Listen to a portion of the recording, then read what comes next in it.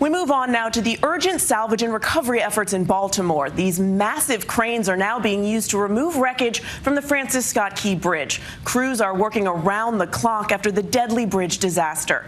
And tonight, we're hearing from a motorist who says he was one of the last to cross the bridge before it collapsed. Here's ABC's Jay O'Brien. Tonight, 5 days after the collapse, the first pieces of debris of the Francis Scott Key Bridge blocking Baltimore Harbor now in the process of being removed. The start of a grueling process.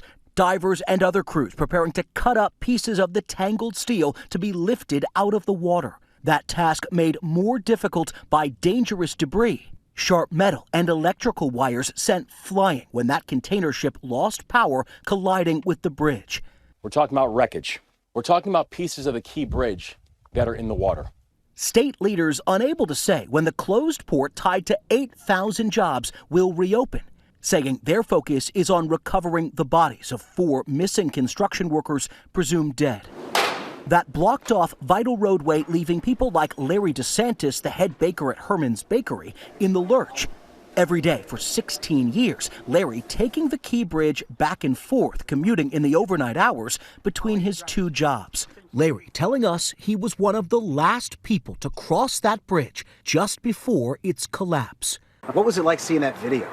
Yeah, it was. Well, like I said, it makes me think. You know, I mean, I'm really lucky. You're lucky to be alive. No, exactly. I mean, if I had been 1 minute later, I wouldn't be here. Locals here still reeling. Pam Rigby, one of the several catching their first glimpses today of the Baltimore skyline without the Key Bridge. It's different from seeing it on TV than seeing it in real life. Yeah. Right. Even though we're far away, you still feel it.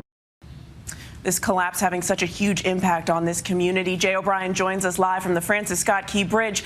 And Jay, what is the latest in the search for the missing workers?